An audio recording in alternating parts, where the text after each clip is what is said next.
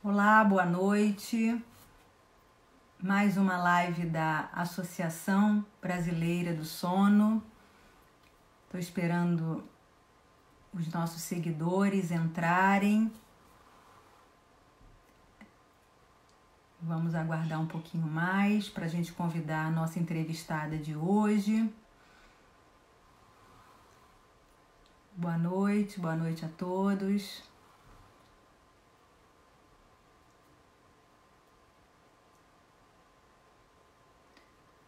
Isso aí, importante a gente esperar um pouquinho, né, para as pessoas, todo mundo interessado em entrar conosco e a gente poder divulgar. Então, estamos na live da Associação Brasileira do Sono. Para quem não me conhece, eu sou Andréa Bacelar, sou neurologista e atual presidente da ABS. Temos feito essas lives toda terça e toda quinta e com a finalidade de explorar o sono.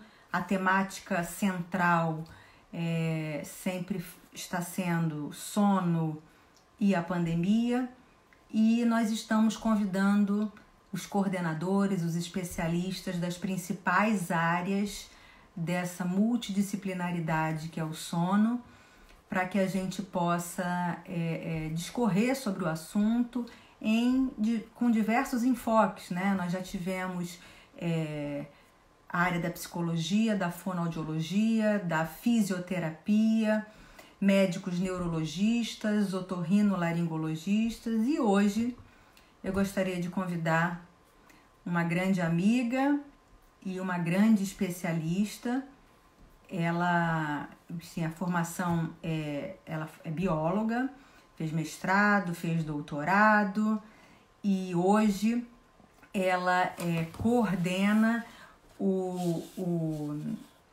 hoje ela é chefe do Departamento de Saúde, Ciclos de Vida e Sociedade, lá da faculdade da USP, e aceitou mais uma vez estar na presidência junto comigo da Associação Brasileira de Sono, né? Esse biênio estamos juntas novamente, com muito trabalho. Estou buscando esta pessoa aqui para eu apresentá-la. Um momentinho.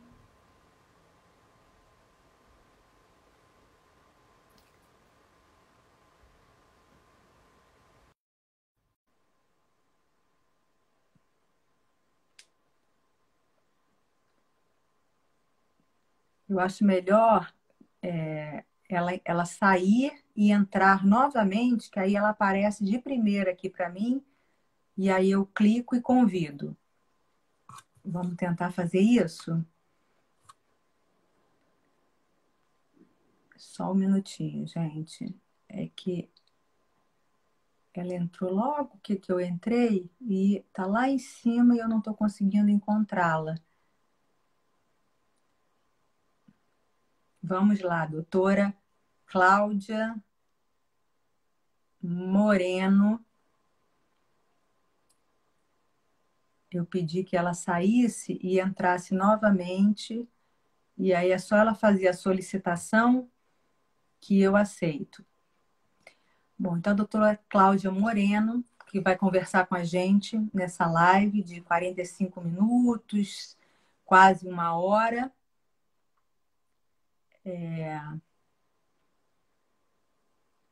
E a gente vai ter muita dúvida para tirar. Podem já começar a pensar, né, nessa biologia que estuda esses ritmos, a chamada cronobiologia.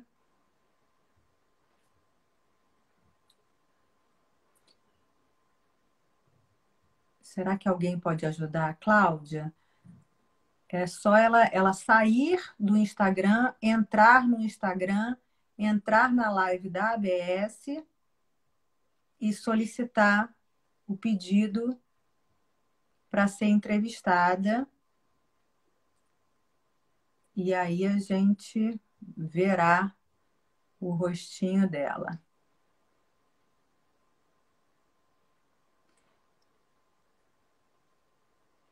Aqui.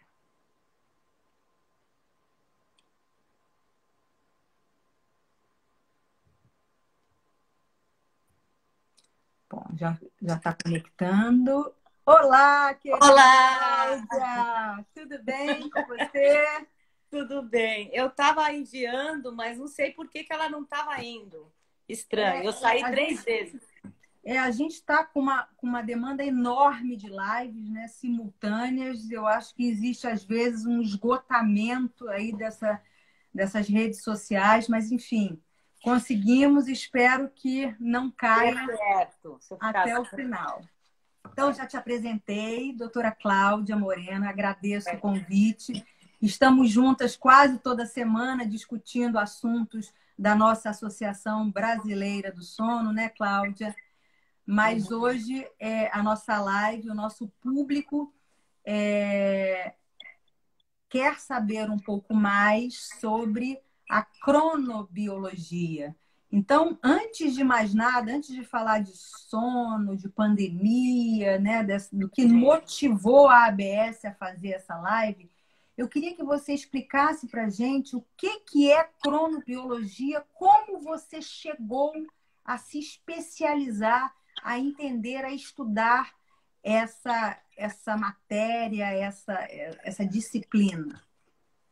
Bom, primeiro queria agradecer esse convite. É sempre um prazer estar falando sobre isso com você, André, especialmente sendo entrevistada por você, né? É uma honra. Participar da BS também, eu acho que é muito importante para a gente poder difundir a cronobiologia. E eu acho que a gente tem que começar mesmo explicando o que é, afinal de contas, essa área da biologia que eu me interessei quando comecei a fazer estágio e achei bacana pensar que as pessoas dormem e acordam em diferentes horários, afinal, o que era isso? É uma parte da biologia que estuda as diferenças entre os indivíduos, que estuda a variabilidade das funções do organismo, por que a gente tem uma temperatura diferente de manhã, da noite, se você for se pesar em diferentes horas do dia, o seu peso será diferente. Então, todas as funções do organismo variam ao longo das 24 horas e também algumas coisas variam, inclusive, de acordo com as estações do ano. Essa variabilidade das funções biológicas a gente chama de ritmos biológicos. E elas são reguladas por uma área no cérebro, que é popularmente conhecida como relógio biológico, que, na verdade, controla, regula essas funções sempre em sincronia com o claro e escuro. Então, o claro e escuro, dia e a noite, sinaliza para o cérebro que horas são, de certa forma, e é por isso que vem esse nome, relógio biológico, mas na verdade é o sistema de temporal endógeno que nós temos. E essa sinalização vai para todas as partes do corpo, para os outros órgãos periféricos, vai para glândulas, hormônios são secretados, se dependendo se é dia ou se é noite. E assim nós vivemos sempre regulados com as 24 horas do dia. E é isso que a cronobiologia estuda. Maravilha. E como uma pessoa, um biólogo, pode se interessar aonde ele estuda, para onde ele caminha se ele quiser estudar ou até se especializar em poder ensinar alguém cronobiologia? Essa pergunta é bem interessante. Na verdade, já faz alguns anos que até os parâmetros curriculares nacionais, ou seja, a regulação do conteúdo que é dado para ensino médio e também o ensino fundamental, já refere à cronobiologia, já fala em ritmos biológicos. Nas faculdades, isso começa a aparecer nas disciplinas de fisiologia humana, tanto para medicina, enfermagem, biologia. Então, isso aparece, começa a aparecer nos livros de fisiologia, nos livros de neurociência e até em livros de ecologia tem uma discussão cronobiológica. Então, começa a aparecer a cronobiologia em várias disciplinas, em vários cursos, e particularmente o biólogo, ele acaba se interessando fazendo cursos que são chamados, muitas vezes, cursos livres, que são oferecidos, cursos de extensão, que são oferecidos pelas universidades para dar formação de cronobiologia. Além disso, há disciplinas de pós-graduação e até disciplinas de graduação em algumas universidades, em cursos de biologia. Então, a partir dessas disciplinas, cursando essas disciplinas, geralmente a pessoa se interessa pelo assunto e vai seguir a carreira acadêmica estudando isso. E você na USP consegue fazer essa cadeira? Isso já se multiplicou para outras universidades, para que a gente tenha mais pessoas estudando sobre esses ritmos biológicos? Eu ministro várias disciplinas de graduação, então duas delas são Fundamentos Biológicos da Saúde Humana para o curso de Saúde Pública de graduação. Nessas disciplinas, eu falo de ritmos biológicos, eu falo de sono, eu falo de hormônios, eu falo de alimentação, tudo isso no enfoque cronobiológico. Eu também ofereço um curso de pós-graduação que é sobre a sociedade temporal. Então, acabei de concluir essa disciplina de pós-graduação, que é um curso que fala basicamente de cronobiologia, sempre aplicada à saúde pública. E eu também ofereço uma disciplina que é uma disciplina concentrada em inglês, que é para estrangeiros, é uma semana por ano, que os estrangeiros se juntam aos brasileiros e fazem, juntos com professores estrangeiros convidados, também um curso de introdução à cronobiologia. Além disso, as outras universidades de São Paulo e do Brasil todo ministram disciplinas de graduação e de pós-graduação. Eu tenho vários colegas, espero que eles estejam assistindo, que eles também ministram cursos de cronobiologia. Maravilha. Gente, eu apaguei os comentários para a Cláudia ficar mais visível, mas se alguém tiver alguma pergunta, bem ao lado aqui dos comentários tem uma interrogaçãozinha, é só você fazer a pergunta que eu vejo e aí eu aciono aqui, tá bom? Bom, Cláudia, nós estamos nessa situação inusitada, nova para todos, cheia de incertezas. E quando a gente fala do sono nesse momento, a gente tem algumas pessoas que estão dormindo mais, outras que estão dormindo menos, outras que estão dormindo em outros horários, mais tarde, outras que passaram a cochilar durante o dia porque nem estavam em casa durante o dia. Então, eu queria que você falasse um pouco, primeiro, dessa mudança de vida para todos nós e por que que cada um pode ter seguido, né, um desses ritmos, essas mudanças na quantidade, qualidade e horário de sono. Olha, eu acho que, em primeiro lugar, é importante dizer que é uma situação inédita para todo mundo, para todos os pesquisadores, para todos os cientistas. Está todo mundo tentando entender o que acontece. Mas, do ponto de vista da cronobiologia, o que está acontecendo é que a gente está perdendo essa sincronização com essa informação importante ambiental, que é o claro e escuro, o dia e a noite, que vinha junto com informações sociais. Então, por exemplo, eu sabia que o dia acordava, meu despertador tocava, eu levantava, me arrumava e ia trabalhar. Agora, eu estou trabalhando em casa, eu não tenho mais que ficar uma hora e meia no trânsito. Eu posso acordar uma hora e meia mais tarde. Eu não preciso nem colocar despertador. Então, o que eu faço? Eu acabo acordando mais tarde e esse acordar mais tarde, ele, na verdade, ele atende uma necessidade de sono interna minha. Porque se eu sou uma pessoa mais vespertina, então eu tenho uma tendência a acordar mais tarde e a dormir mais tarde. Quando a gente fala da regulação desses ritmos biológicos, a gente tem que pensar que o ser humano é diurno. Então, ele é regulado para ter atividades durante o dia e o sono à noite. Entretanto, o que acontece é que quando ele se vê livre de alguns compromissos sociais, essa pessoa, ela pode, portanto, expressar esse ritmo interno, que é acordar mais tarde, dormir mais tarde. Outros que já acordavam sem despertador às 5 horas da manhã, 5h30, 6 horas da manhã, eles vão continuar fazendo isso naturalmente. Mas aqueles vespertinos estão atrasando a fase do seu sono. E isso, de certa forma, atende uma característica de ser vespertino. O problema é quando não há limite para isso. Entendi. Olha, já tem várias perguntas aqui, Cláudio. E uma André, delas... eu perdi a sua imagem, estou vendo uma janela agora. Opa, deixa eu botar aqui. Peraí. Vamos nós. Desculpa. Pronto. Ah. É porque eu estava vendo aqui várias perguntas, e uma pergunta que eu achei interessante foi uma pessoa que é vespertina, pelo hábito, pela rotina, por ela passar anos tendo que acordar às 6 da manhã para trabalhar, para estudar. Esse hábito pode fazer com que ela passe a ser matutina, ou esse ritmo ela sempre terá o ritmo que ela nasceu?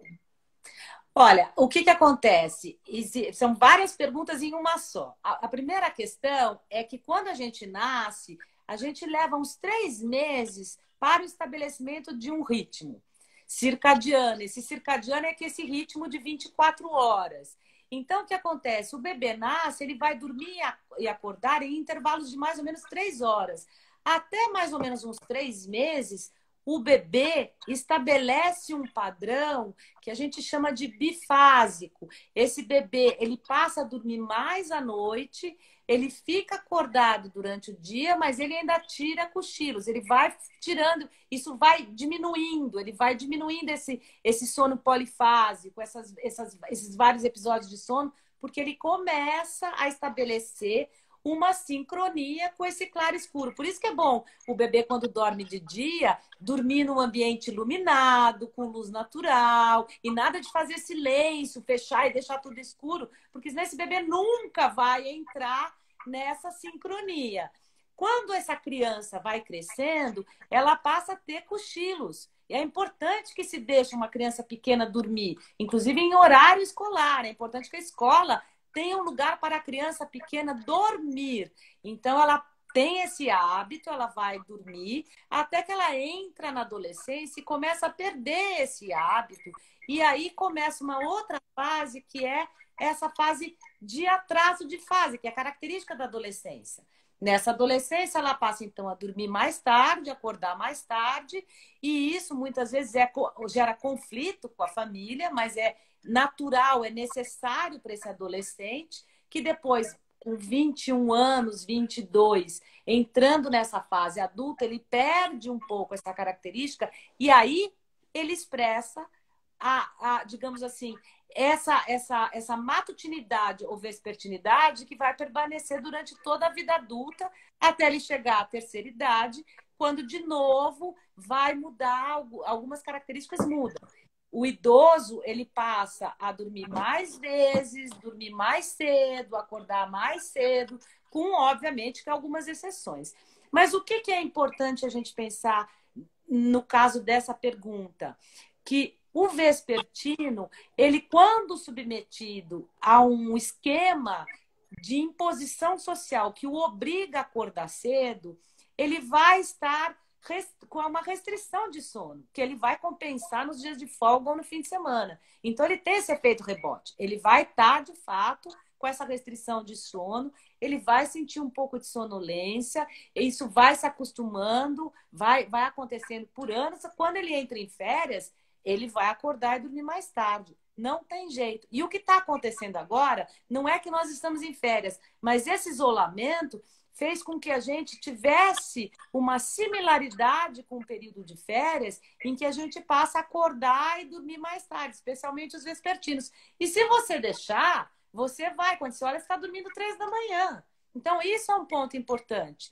A pessoa não se acostuma. Essa característica que se chama cronotipo, ela tem um fundamento genético. Não é simplesmente um costume. Existem vários genes já identificados que estão relacionados com isso. Então, não é simplesmente dizer para o seu filho adolescente, vai dormir às 9 horas da noite. Ele não consegue. Não é tão simples assim. Então, as pessoas não se acostumam. E agora, o que está acontecendo é que elas estão podendo expressar isso. Mas a gente precisa tomar um certo cuidado, porque tem que ter um limite. A gente precisa ter uma sincronização social. A gente precisa ter algum limite.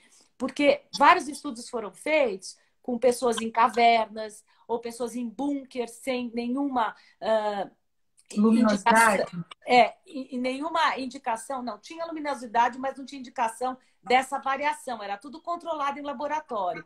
E o que você vê é que o ritmo endógeno nosso, interno, ele é maior do que 24 horas. Ele é 24 horas e meio, ele é um pouco mais longo.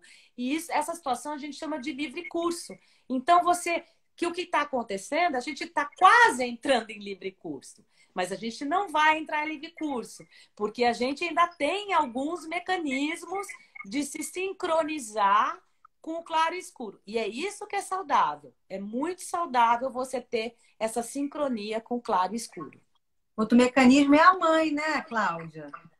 A mãe ali, né, é um outro mecanismo sincronizador que funciona, entendeu? Não, eu mas não tenho pode... 3 aqui em casa, então eu sei bem o que é isso. A mãe tem que ficar ali, olha, vamos almoçar juntos, pelo menos, né? Já que o café da manhã já passou.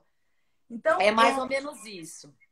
Eu queria que você falasse um pouquinho, Cláudia. Então, deu para a gente entender que quem é vespertino, quem é matutino. Você pode sofrer a sua vida se você escolhe uma profissão que não é adequada. Você vai ser um professor de primário que tem que bater o ponto às 7 da manhã e você é um vespertino. Ou então você vai ser DJ, você adora, né, botar as músicas, mas você é um matutino. Você vai sofrer a vida inteira. Então, a gente tem que tentar se adequar, né, ao nosso trabalho, às nossas ideologias, nossas profissões, com os nossos ritmos também.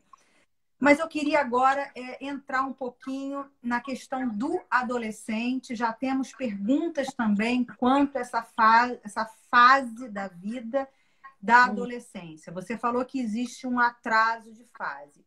Então, eu queria que a gente entendesse, os pais muitas vezes entendessem o que é isso, nessa diferenciação de preguiça. A gente, então, quer que o nosso filho durma até mais tarde? Até quando é mais tarde? O que deve ser evitado à noite? Queria que você botasse esse cenário em pauta para a gente entender um pouco mais o adolescente. Então, como eu falei, imagina o seguinte, só para falar, você falou da mãe, eu também sou mãe, eu sei bem como é.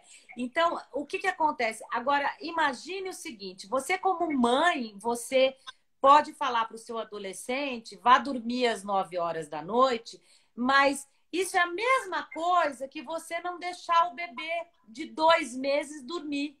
E ninguém não deixa o bebê de 2 meses dormir. Todo mundo respeita o ritmo do bebê quando ele está começando a estabelecer essa sincronicidade com o claro e escuro. Então, é mais ou menos a mesma coisa. Só que o que deve acontecer, especialmente nessa fase, nesse momento que a gente está vivendo? A gente deve, sim, deixar o adolescente dormir um pouco mais tarde e acordar mais tarde. Isso é bom para a saúde dele e é bom para o desempenho escolar dele. Entretanto, é como eu falei, existe um certo limite, porque se esse adolescente for acordar a cada semana meia hora mais tarde, for dormir a cada semana meia hora mais tarde, quando você olhar, ele está dormindo 3, 4, 5 horas da manhã, ele trocou o dia pela noite. E aí é que eu quero chegar. Existe sim um limite. Porque trocar o dia pela noite não é saudável. Nós somos vespertinos, não noturnos. Noturno é a coruja, alguns camundongos, mas nós somos diurnos. Existem várias implicações para a saúde se você troca esse dia pela noite. São milhares de estudos com trabalhadores noturnos. A gente sabe que tem uma série de repercussão na saúde dessas pessoas. Então, para que isso não aconteça, é necessário que se estabeleça um limite. Ok, existe uma vespertinidade, existe um atraso de fase característico do adolescente? Existe sim, mas é importante que ele acorde ainda de manhã, que ele se exponha à luz solar, à luz natural, ainda de manhã. Então, não é o ideal que ele acorde 3 horas da tarde. Então, isso é importante. E estabelecer uma rotina. A gente precisa de uma rotina nesse período de pandemia. A gente precisa de um momento de horário para café, um horário para almoço, para jantar. tem que haver uma regularidade respeitando a individualidade. Ainda que você acorde às 6 da manhã, mas o seu filho queira acordar às 10, 10 e meia, tudo bem, mas de certa forma vocês vão se encontrar na hora do almoço. E isso é saudável. É saudável que ele acorde e se exponha à luz. Aliás, não só o adolescente. Todo mundo tem que se expor à luz solar, à luz natural de manhã. Especialmente as pessoas idosas, mas é importante que todos façam isso. Então, gente, a gente está conversando com a doutora Cláudia Moreno, ela é cronobiologista, está na presidência da Associação Brasileira do Sono, e a gente está falando sobre esses ritmos biológicos, sobre a pandemia, esse confinamento, esse isolamento social, essa dificuldade de nós estarmos expostos a claro e escuro, né? A exposição solar, muitas pessoas não estão pegando sol, né, Cláudia? E essa ausência de sol na vida das pessoas nesse confinamento, o que isso pode agravar, então, essa questão do sono e essa questão dos nossos ritmos? Então, é essencial se expor à luz natural. Então, por exemplo, se a pessoa mora num apartamento que, por algum motivo, ele é uma face que não se expõe à luz solar, então ele deve procurar descer, ir para baixo, ir para o térreo, se expor em algum lugar ao sol, ou numa janela, dentro do apartamento, se for possível. Mas a gente precisa ter uma certa atenção para que a gente não fique exposta ao que eu chamo de cinza, que é com a invenção da luz artificial, a luz elétrica, nós vivemos num cinza. Então, se você está, por exemplo, num auditório, tanto faz se é 3 da tarde, 10 da manhã, ou se for 3 da manhã, é a mesma coisa. Então, a gente vive muito nesse cinza que é muito ruim, não é saudável, porque a gente precisa sinalizar fortemente para o nosso relógio biológico, para o nosso sistema temporal interno, se é dia ou se é noite. Senão ele fica achando que é sempre o mesmo horário. E as nossas funções são reguladas por isso. Então, é importante se expor à iluminação natural, apagar a luz artificial, ficar na luz natural e mostrar essa variação de luminosidade para que a gente não fique sempre exposto a esse cinza, a esse tom monotônico, né, de luz. Entendi. E o adolescente que hoje, quer dizer, o adolescente de hoje já nasceu com um smartphone, com um celular, com essa tela na frente dele. Eu não nasci, eu estou aprendendo. Isso aqui tudo para mim é novidade, entendeu? Ainda mais agora, nesse momento, que tudo é virtual, né? A telemedicina acho que veio para ficar. Né? Nós estamos hoje trabalhando muito e que bom que existe, né?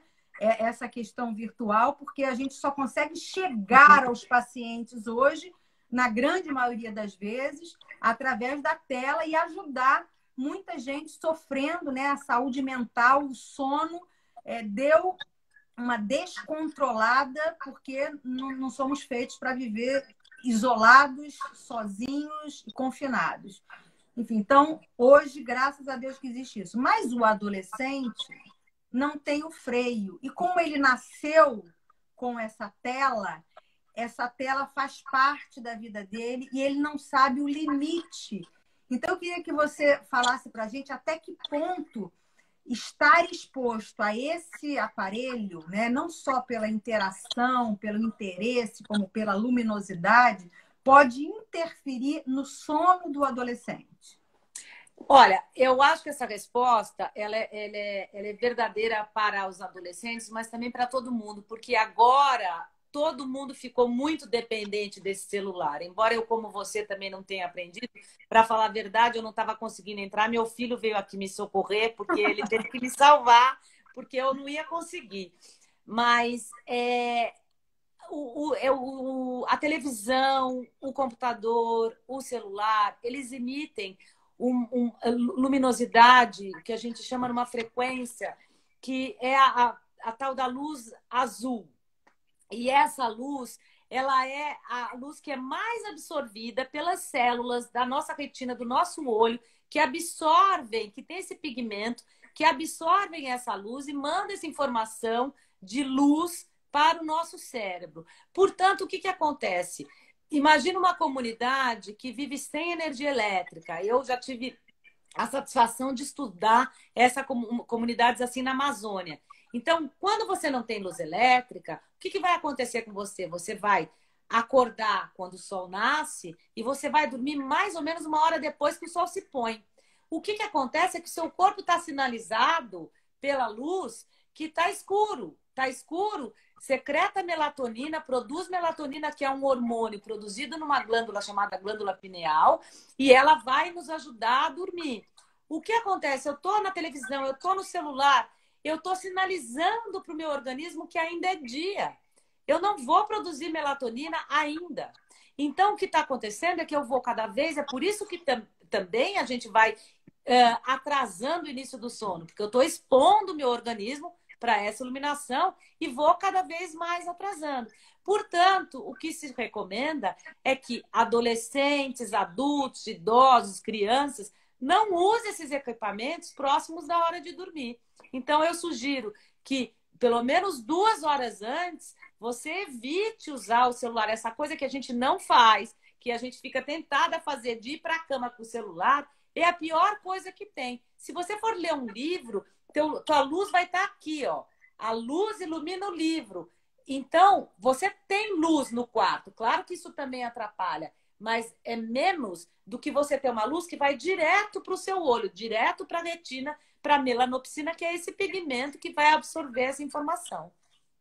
E eu li um artigo, Cláudia, que ainda tem um agravante. Quer dizer, os filhos querem esconder dos pais que estão acordados. Então, eles apagam a luz para o pai entender ou olhar, bom, não tem mais luz. Ou então ficam embaixo da coberta, realmente com a ausência de luz. O que isso faz com o olho aberto? A gente dilata a pupila, né? Porque a ausência de luz dilata a pupila. Quando você está numa claridade, num sol de meio-dia, a nossa pupila está pequenininha. Com a dilatação da pupila, e aí você coloca o celular ali na frente do seu rosto, quer dizer, o grau, a quantidade de luz ainda é maior ainda. E aí você inibe potentemente a produção de melatonina. Então, o fato de estar ainda com a luminosidade apagada à volta, com o celular bem próximo ao rosto, ainda pode ser pior, segundo esse artigo. Exatamente. Agora, tem uma coisa que eu acho que vale a pena falar, que é a possibilidade de um filtro laranja. Então, por exemplo, se você colocar um óculos com uma lente cor de laranja, ela vai bloquear justamente essa luz que vai causar esses problemas. Isso pode acontecer com alguns equipamentos eletrônicos que eles já têm alguns filtros especiais. Então, para quem não aguenta, para quem fica desesperado para usar o laptop, o celular, coloque filtros. Os celulares e laptops mais modernos, os computadores mais modernos, eles já têm essa opção de você colocar alguns filtros e isso já inibe um pouco, ou seja, diminui esse efeito. Mas não do interesse, né? O efeito é proporcional também. Mas e o interesse? Quem agora clicou? Esse barulhinho? Quem foi? Quem respondeu? O que te respondeu? O que está perguntando?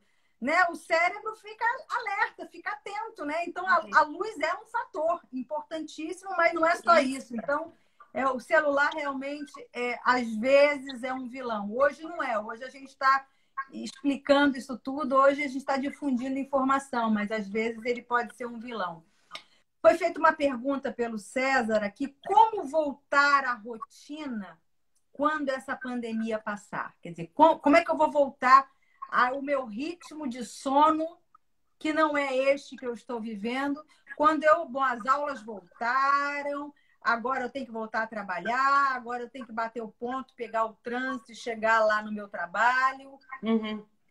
Eu acho que isso vai... Bom, claro, a gente não sabe quando que vai acontecer, vai mudar de cidade, de profissão, algumas pessoas continuam trabalhando pessoal de linha de frente do hospital, continua trabalhando, sem dúvida alguma, mas o que vai acontecer? Vai ser semelhante ao retorno de férias. porque você vai ter que... Então, o que eu recomendo é que você se programe para um pouco antes. Se você já sabe que você vai voltar a trabalhar daqui a uma semana e vai voltar a ter que acordar às 5 horas da manhã e você agora está acordando às 9h30, então eu sugiro que você passe a colocar o seu despertador para ir se programando para acordar meia hora mais cedo por dia. Que é a mesma coisa que a gente deve fazer quando faz uma viagem que atravessa fusos horários. Você pode se programar. Então, é essa sugestão que eu faço, porque ele tem toda a razão. Vai ser muito difícil a gente voltar a essa rotina, mas vai acontecer. O nosso organismo, ele tem essa capacidade de plasticidade. A gente consegue. É por isso que a gente viaja para o Japão e se adapta lá. Ótimo. Cláudia, você falou bem rapidamente, eu queria que a gente enfatizasse um pouco a questão do aprendizado, realmente do desempenho escolar desse adolescente que está como se ele estivesse fora, vivendo fora de fuso, porque ele precisa acordar 5h30, 6 horas para estar em sala de aula às 7 horas da manhã. E esse rendimento, e como é que ele vai aprender, né, tudo que é ensinado, aqueles 10, 15 tempos de aula que esse adolescente precisa ter, e depois ele vai ser avaliado por isso. Tem estudo, como é que funciona essa questão? Bom, tem vários estudos no mundo todo, inclusive aqui no Brasil. É importante colocar que nós, da Associação Brasileira do Sono, nós recomendamos que as aulas comecem às 8h30 da manhã, que é justamente para respeitar esse atraso de fase característico e natural da adolescência, para que ele possa ter um desempenho e um bem-estar maior, podendo dormir satisfatoriamente. Então, essa é uma coisa. O que acontece? O sono ele é importante para a consolidação da memória. Então, o que eu aprendo hoje na escola, eu vou dormir e vou consolidar quando eu dormir. Então, ele é muito importante para a consolidação da memória. Assim como ele é importante para a capacidade cognitiva de aprender. Então, aquela pessoa sonolenta, aquele adolescente sonolento, se não dormiu bem na noite passada, ele também não consegue se desempenhar bem numa aula de matemática, por exemplo, às 7 horas da manhã. Então, o sono é importante nesses dois momentos, antes de aprender e depois de aprender. Por isso que é importante garantir que esse adolescente ele tenha uma boa noite de sono. E não adianta você mandar ele para a cama, porque se você manda ele para a cama, ele vai ficar demorando para pegar no sono. Então, isso também não é saudável, porque você aumenta o que a gente chama de latência do sono. E aí, tendo o celular, tendo a coberta para pôr em cima, ele acaba prorrogando isso cada vez mais. E quando a gente fala de alimentação e de exercício físico, isso pode interferir nesse ritmo biológico que a gente vem falando, principalmente o sono, né? O claro e escuro. Como é que a gente recomendaria aí para essa população?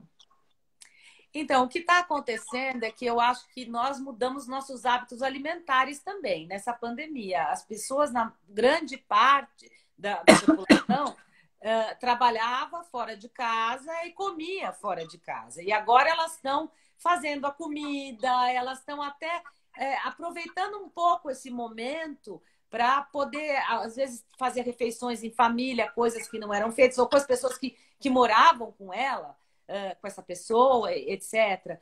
Agora, o que a gente sabe é que a distribuição das refeições ela muda de acordo com os seus horários de dormir e acordar. Então, uma pessoa que trabalha à noite, ela vai consumir a mesma quantidade de calorias de quando ela está trabalhando de dia. Você pega uma enfermeira que trabalha de noite e de dia, ela consome a mesma quantidade de calorias. Entretanto, a distribuição das refeições ela varia. Aí você fala, bom, mas isso é óbvio, ela vai dormir em outro horário, mais ou menos. Porque no momento em que ela redistribui essas refeições, embora a quantidade de calorias seja a mesma, o que vai acontecer? Ela redistribui o conteúdo.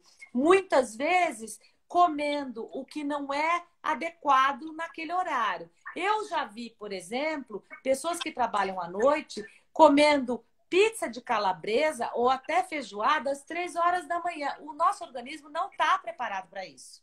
Então, é importante entender que nós não podemos comer uma refeição muito pesada de madrugada. Esse vespertino que está na pandemia, esticando os horários dele, ele está tomando café ao meio-dia, almoçando às 4 da tarde, ele janta às 9 da noite e às 2h30 da manhã ele faz um lanchinho. Então, é preciso tomar um certo cuidado com isso, porque, obviamente, existe uma propensão, na minha opinião, que vai acontecer similar à pessoa que trabalha à noite, se ela for esticando, que é uma propensão ao ganho de peso. Isso é muito característico da pessoa que trabalha à noite, mas especialmente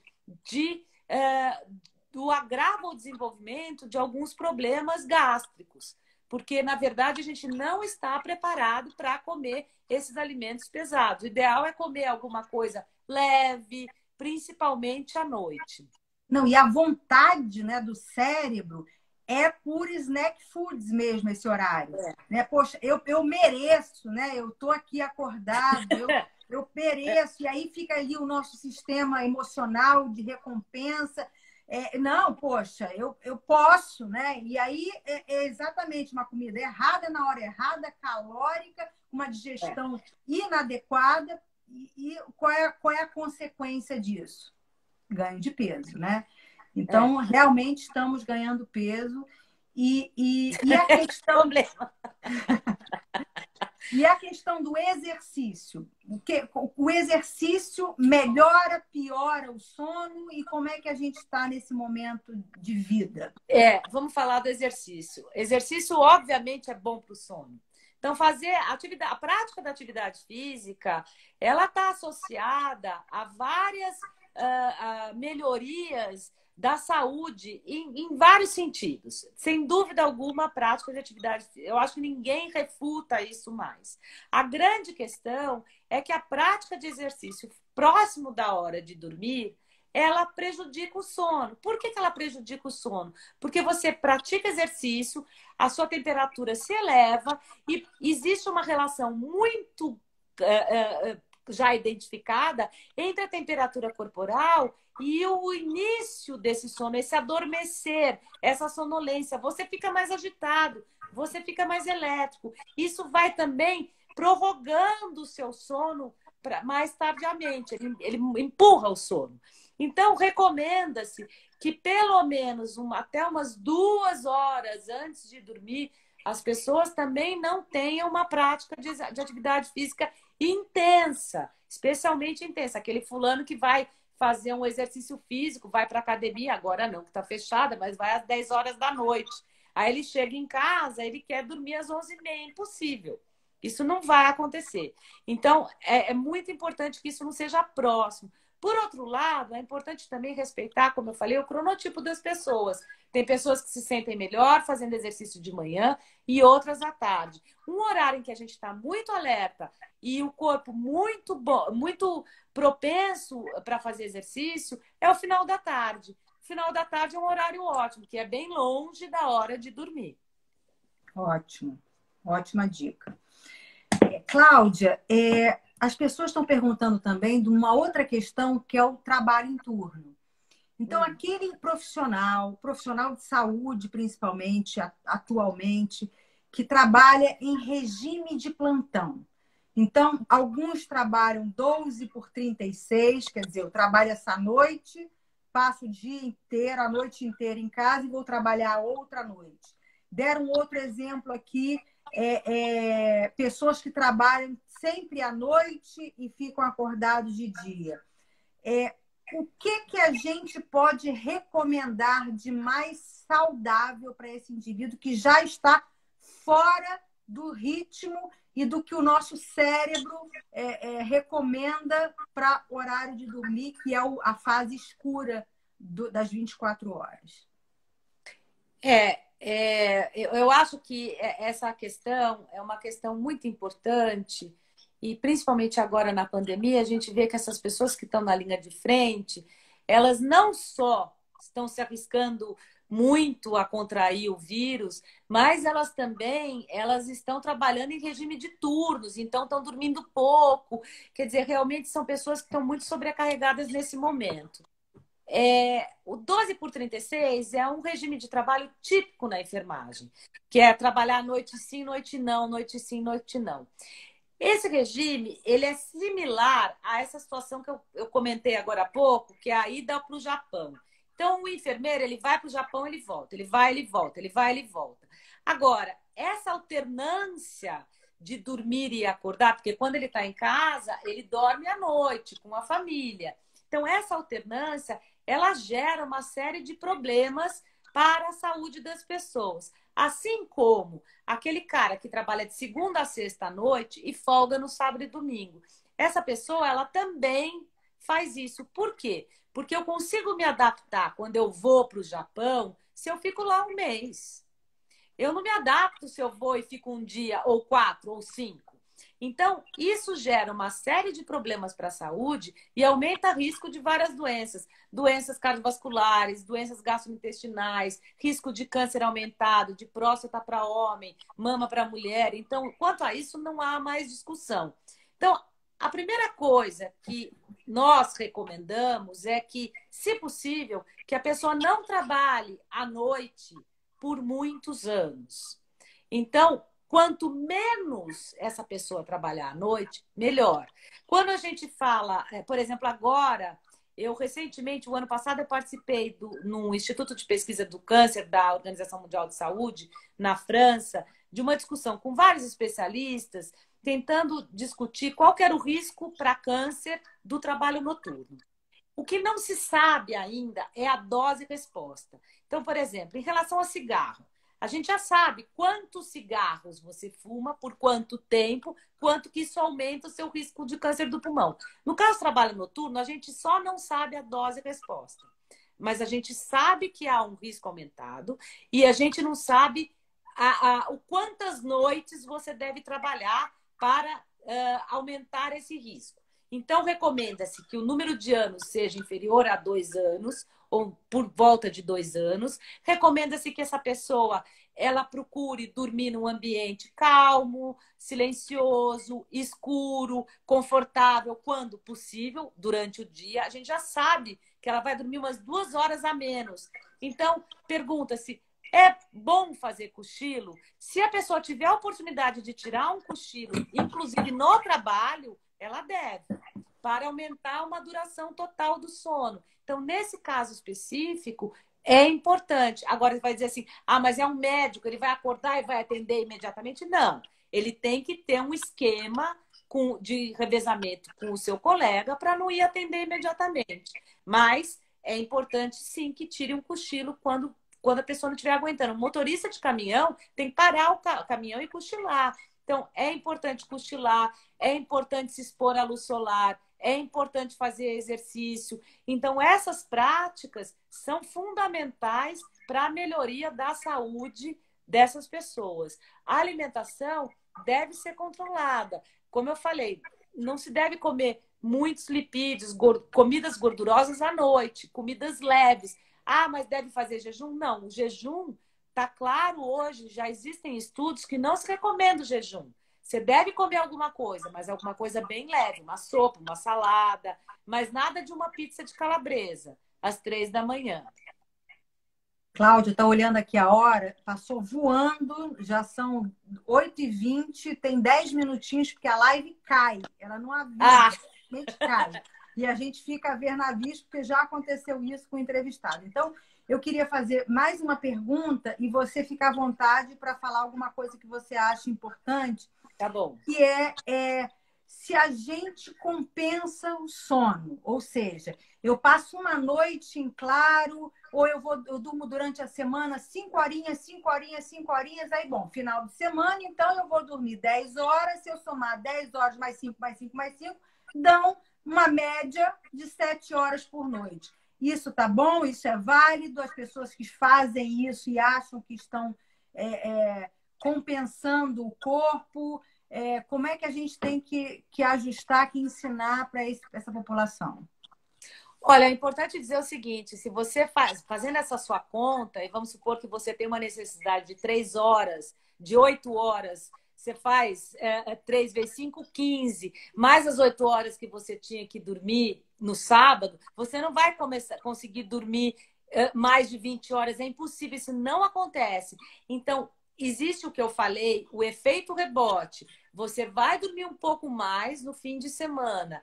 Por outro lado, você não vai recuperar todas as horas perdidas.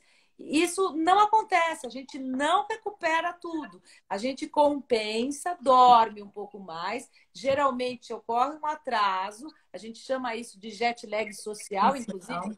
A gente empurra um pouco esse sono, mas a gente não recupera tudo. E essa diferença entre dia de semana e fim de semana, quanto maior, pior. Ela vai estar associada, tem vários estudos mostrando que ela também está associada a problemas de saúde. Então, a gente também não deve fazer isso, porque a gente não recupera. É claro que você não vai conseguir dormir tudo que você gostaria, porque tem o horário de trabalho, tem o jantar, tem os filhos, tem a casa, tem isso, tem aquilo. Óbvio, você vai compensar um pouco no fim de semana, mas não adianta achar que você vai compensar tudo que não é verdade. Que bom, Cláudia. Eu queria agradecer, passou tão rápido. Foi rápido. Falar sobre esses ritmos é muito, muito gostoso, é muito interessante, né? É um assunto que realmente contagia. Mas eu queria te agradecer muito. Eu queria também avisar aqui ao grupo que nos assiste, que ficou com a gente aqui até agora, que a Associação Brasileira de Sono tem um projeto de lei na tentativa de efetivamente mudarmos, né, Cláudia? No nosso grupo, né, muito coeso, muito estudioso, a gente teve já campanha numa Semana do Sono, a gente trabalhou só isso, temos estatísticas brasileiras mostrando que o nosso adolescente dorme 2 horas a menos por dia no período escolar. E a gente está com esse projeto de lei na tentativa dos adolescentes do ensino médio, principalmente o 3º ano, quer dizer, o pré-vestibular, mas, se possível, o ensino médio, a gente atrasar esse horário de entrada na escola de 7 horas, 7h30 para 8h30 da manhã. E já antecipado ao Brasil, nos Estados Unidos, né, Cláudia, esse ano, nós tivemos, esse ano, ano passado, né? Lá em Los Angeles. Foi o ano passado na Califórnia, 2019. Em 2019, lá em Los Angeles, é lei. Todas as escolas tiveram que ajustar os seus horários para que os adolescentes pudessem. Porque ainda tem um problema. O adolescente ainda tem um tempo total de sono, de necessidade, maior do que o adulto. Então, ele dorme mais tarde, acorda mais cedo, precisa de um tempo maior do que 7, 8 horas, que é o tempo médio de um adulto. E, infelizmente, eles estão dormindo pouco e sofrendo muito com isso. E cabe a nós que estudamos sobre isso, né, Cláudia, tentar mudar isso na nossa realidade aqui no Brasil. Sem dúvida. Eu queria muito agradecer pela oportunidade. Eu acho que realmente passou muito rápido, eu nem percebi. Eu acho que foi ótima essa conversa. A gente vai continuar discutindo esses assuntos, inclusive a questão dos adolescentes e horários escolares. E eu queria recomendar a todo mundo que está nessa pandemia, com problemas de sono, com problemas de estresse, que também são agravados por causa do problema de sono, que as pessoas procurem se expor à luz natural. Eu acho que isso é fundamental. Mesmo que você acorde mais tarde, não tem problema, acorde mais tarde, mas procure um fiapinho de sol para você se expor. Isso é fundamental, não só para a vitamina D, mas também para o seu relógio biológico, para você regular as funções, todas as funções do seu organismo. Muito obrigada. De nada, Cláudia. Eu que agradeço. Um beijo. Tudo de bom. Beijo. Tchau. Tchau. Bom, a gente está, gente, num país tropical. não é isso? Então, a gente não precisa de luz artificial. Pessoas que moram em países nórdicos, em países com pouca luz, que alteram o humor também, não só o sono, precisam de comprar luminárias com 10.000 lux para se expor a essa luz, para sincronizar esse ritmo. A gente não precisa disso. A gente mora num país tropical que tem sol a maioria do tempo. Então, vamos regularizar, isso é importante.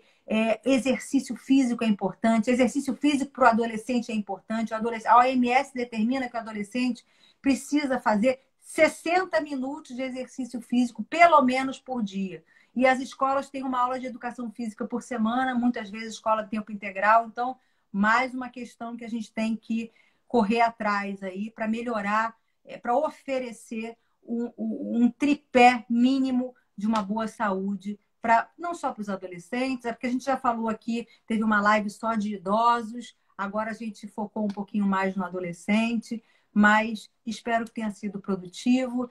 E estamos juntos toda terça, toda quinta, a partir das 19h30. Muito obrigada pela audiência. Tchau.